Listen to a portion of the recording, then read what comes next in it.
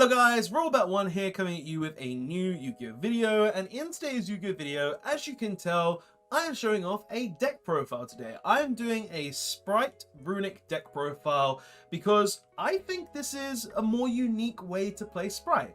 I think this way of playing Spright is really different. I don't think it's the normal way to play Spright, where you just spam a ton of level 2s, attack for big damage, and just win that way. This is more of a control variant of Spright, which I think a lot more players might enjoy if you're kind of a control player, and it might be a good introduction into playing more competitive decks if you are a control player. Like, there's not really a lot of control decks in the game right now that are really stupid and great, and I think this is one of those decks that just comes out of the woodwork, does what it does, and is also really kind of cool. Now, I do have my issues with it as well, which I'll get into maybe more in the video, but in my personal opinion, I think it's a really cool and interesting way to play Spright, and seeing as I was able to top 4 locals with it, hey, why not show it off to you guys and give you guys a look-see so you can get some ideas for your own Runick Spright builds, or just to give you guys a template to build off it as well. So yeah guys, we're going to do a deck profile here. Hope you do enjoy it. Let's go ahead and get into it. So let's start off with the deck profile. So we're going to do this by engines,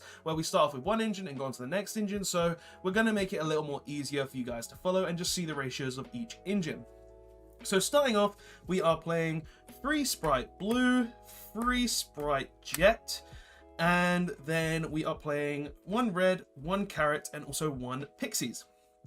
So these are all the Spright monsters we're playing. We play 3 Blue because it searches any Spright, we play 3 Jet because it searches any Spright, spell, or trap, and then we play 1 Red, 1 Carrot, and 1 Pixies for a couple of reasons. Red is a monster negate that is just really nice to have at times, where you can just go ahead and say no to that specific monster. Carrot is a spell and trap negate, which is just always good in the game. Having ability to negate your opponent's spells and traps, especially effect negation instead of just activation so they can't use it again, is really strong.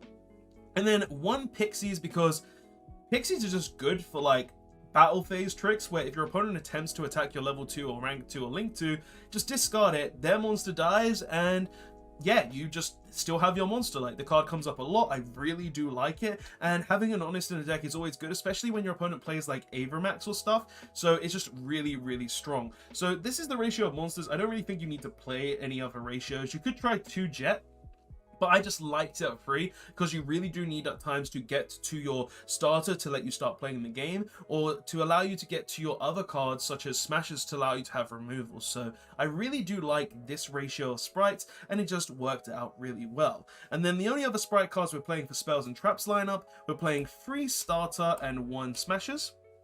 Obvious reasons. Starter gets us to any of our Spright monsters, and Smashers is our removal card. I did kind of want to play a second Smashers just because this is more of a grindy build, and the second Smashers does sometimes come up, but I liked 1. I only played 1 for locals, and I didn't really ever need the second. So yeah, you can play 2 of it. I did kind of want to play 2 of it, but 1 is enough in my opinion, so we kept it like this. But that's the Spright lineup. Honestly, I think this is a pretty good lineup, and you don't really need to change it too much, other than maybe, as I said, you could play 2 Jet, or you could maybe play the second Smashers. It does sometimes feel needed, but I didn't really need it for the day, and it felt decent as is. Going on to the Runick cards though, we're playing 3 Tip. Tip is your searcher for any Runick spells. It allows you to add any Runick card from your deck to your hand, and also banish the top card of your opponent's deck. Card is very nice and can be literally any of your control cards in Runick, so the card is very strong, and also can be a level 2 as well. You're never going to make it into a level 2 because you always search a Runick card. Card is absolutely insane, card is great, and it's a free off, it's mandatory. Card is honestly insane. Then we play also 3 Freezing Curse. This is your monster negate. Card is also really strong. I think it's the best Runick spell overall, just for the fact that it banishes the top 3 cards of your opponent's deck, and also can negate any monster your opponent controls. Very strong card, very good card, and it's a mandatory free of in the deck, so we play it at 3. Then we play 3 Runick Flash Fire. This is the worst Runick spell I think I'm playing, just for the fact that it can only target special summon monsters to destroy them, and only banishes 2 cards of the opponent's deck. But overall, it just becomes a level 2 most of the time, so it doesn't really matter, because all of these Runick spells become level 2 monsters to allow us to special summon our sprites and just go from there. So card is, as I said, not the best, but it's also good interaction from when our opponent does have a special summon monster, so it is really, really nice at times too. Then we're playing 3 Runick Destruction. I want ways to destroy Mystic Mine, I want ways to destroy Back Row. This card does both of those and also banishes the top 4 cards in my opponent's deck. So, card is great, card is nice, I love this card at 3, and I would definitely not play it at less than 3 because it's still a level 2. So if you do draw it, just make it into a level 2 and then go from there. And then the last runic spell, well, quick play spell we're playing is one Storm. We're playing one Storm just for the fact that it can banish tons of cards and it's also a level 2. I just wanted to have that ability to have a 13th runic spell, and I just chose this one because I felt like it made the best fit. And honestly, being able to banish at times upwards of 5-6 cards from the top of my opponent's deck really did feel nice, and if we never were able to do that, we just turn it into a level 2 anyway. So it was fine, it was perfect, and I really did love it. And then the only other runic spells we're playing is 2 Runick Fountain. Don't play more of this. 2 is enough. Like, honestly, the amount of times that I did draw both of them really did suck, but honestly, the times where I drew 1, it felt perfect. I didn't need to discard off of our Hugin, I didn't need to waste resources, and honestly, this card is absolutely insane, just allowing us to use our quick play spells from our hand during our opponent's turn, and also just shuffling away 3 runic cards to draw 3 cards. Absolutely insane. I really do love this card, and it's definitely a tool because if your opponent cosmics one of them, you have the following one just so you can use that as well. So don't play this at 1, I think. Don't play this at 3, that's too much. But 2, perfect number in my personal opinion, and was great throughout the entire tournament that I played it in, and also through testing as well. I have done testing with this guy, so don't worry, this isn't just a flash deck profile where I made it in like one night. I have done a lot of testing with this deck. And then going on to like miscellaneous cards such as hand traps and other things, we're playing 3 Swap Frog. In all honesty, I'm probably going to put this down to 2 because I don't think we need the third. Like, the third one is nice to summon off Toad, but 2 is enough. Like, you can still make Totally Awesome very easily, and you only need 2 Swap Frog for that, so that's fine. But honestly, guys, to make Toad in this deck, it's still super easy. Even though we lost Ronin, all you need to do is open a starter, a jet, or a blue with literally any level 2 or runic spell, and that equals Toad. Like, it's so easy to get to still, and yeah, we play the Swap Frog still for that reason. Then we also played 2 Dark Ruler and a Cooled by the Grave. This just to negate boards because when it comes up, it comes up. And then Cooled by the Grave because hand traps exist. So yeah, pretty simple on there. And then for hand traps, we played 3 Ash and 3 Imperm. I just think these are the best hand traps. Like, honestly, I do kind of want to play more hand traps now because I didn't see hand traps enough in this deck when I was testing it at locals. And yeah, I feel like this deck needs hand traps. I kind of want to put Nibs in because Nibs just still feels really, really strong. Or I might even put Effect Veilers in, or DD Crows, or the new Beast monsters, just so we can have more interaction with our opponents to graveyard, to be able to interact with them and stop them from making plays. To do that, I might take out, like, I don't know, the 2 Dark Rulers and the 1 Swap Frog just to put in more hand traps, but honestly, I felt like we may need more, and yeah, but nonetheless, best hand traps in the game still. I didn't regret playing them. They were still good. Going on to the extra deck though, we play 1 IP Masquerena. Card is good for my opponent's turn tricks, like especially seeing as we don't have battle phase thanks to our runic spells. So it came up a lot where we just made IP with Elf and Toad, and then we're able to make stuff like Avramax and other Link monsters from our extra deck, which we'll get into in a minute. Free Elf, this is a grind game deck, so you have to play free Elf regardless, but Elf is just so good. Being able to just revive any little Link or rank 2 monster from the graveyard, very good, very strong, and it just came up so much where we just revived Toad or we revived like IP once. Like, the card is really insane and really, really strong. Like, this is a mandatory free Elf in every Sprite list in my opinion, just because if it ever does come to the grind game, the 3rd Elf comes up, and if you ever do need the 3rd Elf, maybe you want to link it off to make a gigantic Sprite before you go into your other Elf effect, like, it's just a strong card, it's just a great card, and I really do love free Elf. Like, grind games is perfect and everything else is perfect. 1 Avramax because it's so hard to out this card. It can't be destroyed by card effects 9 times out of 10.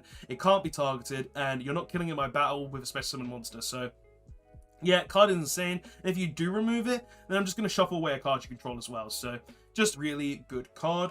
And also 1 Tropological Zeroboros because literally just having IP and Elf is literally banish entire board, because you just go Elf, Revive, Chain IP, and then you summon a monster to the zone Zoroboros points to that you summoned with the Elf, and then Zoroboros banishes the board. And if you summoned a blue or you summoned a Jet, you get to search a card as well. The card is insane. Like, honestly, that combo in this deck is nuts. And just being able to banish an entire board at times, absolutely insane. Love it. It's so good. Really is strong. But continuing on to XC's monsters, we play 2 Gigantic Spright. This is just mandatory. Don't play 1, don't play 3. 2 is enough. You don't need more, you don't need less.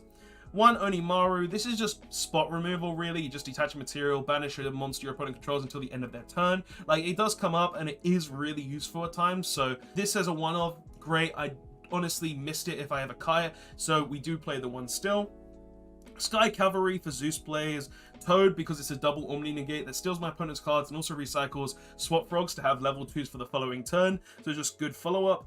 1 Downed Magician to go along with our Zeus to make it have 4 materials, because honestly I don't think you can ever cut Zeus, even if we don't have a battle phase. Like, Zeus is just such a good card that I don't think it's ever worth cutting, so we still play the Zeus. And then for the last 2 cards in the extra deck, we play 2 Hugin, because I don't think you need more. Honestly, I think 2 Hugin is enough. She is just a free summon of any of your runic spells, and she also just goes ahead and searches the field spell, and also can protect your cards from destruction by card effects. Like, she does so much and is so useful at times that, in all honesty, she's just the perfect extract monster in this deck. She's at level 2, that's a free summon of any of your spells, and can search your field spell, which will allow you to draw 3 cards. Honestly, what more could you want? Like, this card does so much, and it's just really, really strong. And I feel 2 is enough, because honestly, this deck has so little extra deck space, and is so tight that I honestly don't think I could change a single card in this extra deck. Like, I don't think I could take anything out. I don't think I could change anything. I think the ratio is perfect, and honestly, it's just so tight. It really is just so hard to change. But anyway, that is the main and extra deck. Let's go ahead and show you guys the side deck we played. This can literally be changed to whatever you guys want. This is your personal preference when it comes to your side deck, guys. It really depends on what your locals is. It depends on what your opponent's playing. And it really depends on what you're scared of and feel like your deck needs to counter other decks. So that's pretty much what my side deck is. So let's go ahead and show you guys what we've got here. So first of all, we play 1 Red Resonator for the Time Fury, where if we are going into time and we're going first, we just go ahead and put it in. We summon Gigantic Spright, and then go ahead and special summon this from the deck and just gain life points. Like, that's what this does when it's special summoned, target monster you control, and then just gain life points equal to its attack. Like, card is great, card helps me in time, and we play 1 of it. 1 Pancratops, spot removal, can kill things in battle, and is also a free special summon before we get locked into level 2s. Like, card is great, card is awesome. It's just a really good removal card, and also against any Sprite deck, this card can break a board. Good card, honestly. 3-dimensional shifters, heal element prevention. Like, honestly, this card doesn't hurt us too much. Like, we just stop using our spell cards and just go the Sprite lines if we do go ahead and slide this in. So it's fine. And honestly, this card is just really, really strong. Like, just being a card that says you banish all cards for 2 turns, really good. And especially against Telements, where if you drop this, they just banish cards from their deck and then can't play the game with those cards. It's just really strong and really nice. So we play 3 of it, and it's just really useful every time I've used it. Like, it's just insane. I love it. It does turn off your Toad though, so do be careful with that. But outside of that, card is great. Love it. 3 Nibiru, good against tier, good against any combo deck, so we play 3 of it. Honestly, could put it in the main deck, but right now we're not. Then we play 1 Dark Ruler because it's the 3rd one, because we play 2 in the main. 1 Duster for back row removal. 2 Mystic Mine because my 3rd one is currently with my brother at university because he took it. But yeah, we play 2 Mystic Mine. Like, if everybody's playing it, we have to play it. Honestly, I don't like playing the card, but honestly, when we're looking at the game state and how everybody's playing it, like, what am I supposed to do? Just lose to it every time, or lose to your Omni Negate balls? Because no, I'm not going to sit here and do that. I'll bite the bullet and play this card just so I'm able to say, no, you're not playing, you're not stopping me. I want to play the game, and I'm going to control this game. So yeah, we put Mystic Mine in. Did I use it during the day? No, I discarded it for the Runic Field spell because, damn, Mystic Mine just feels dirty at locals. But hey, if I ever go up against a deck that's going to abuse it, I'll put it in just so I can go ahead and stop them from abusing it as well. Like, card is good, card is insane, and Konami, you really should ban this card. Please, on the next ban list, come on. And then finally, we played 3 evenly matched. Like, this card is insane in my personal opinion. Good against back row decks, great against Tearlamen, good against so many different decks, and can just banish an entire board on its own. Honestly, no reason why you shouldn't be siding this card. But yeah, that's just my side deck, main deck, and extra deck for Runick Spright. Honestly, at the end of the day, this deck is really, really cool. It has a really interesting playstyle. If you're a control player who wants to play Spright out there, definitely give this deck a go. It's really interesting and a really different way to play Spright. So if you guys like it, maybe try it out for yourselves. But guys, that is all I have to say for this video. Like, honestly, Runick Spright is a very interesting way to play Spright. Having just a control variant that can go ahead and draw tons of cards, special summon Sprites, special summon level 2s, have protection from destruction, and just losing your battle phase and being really mindful of when you go into battle phase so that where you can have it on the following turn. The deck is really interesting and really different for a deck in this kind of modern era, and the fact that you're also banishing your opponent's deck means that you can get rid of combo pieces as well, so has that added extra too. But yeah guys, that is really all I have to say for this video. Like, honestly, it's a really cool deck, it's a really interesting deck. Maybe you guys want to try it out, maybe you guys want to play it. Tell me your thoughts in the comment section below about it, and maybe you guys will. But anyway, that's all I have to say. Thanks so much for watching. I hope you did enjoy this video. Maybe got some ideas for your own Runick Spright list, or maybe got the idea to build it yourself and try different things with it. I would love to hear all of those in the comment section below, and yeah. Thank you guys so much for watching. Robot1, signing out. Later all.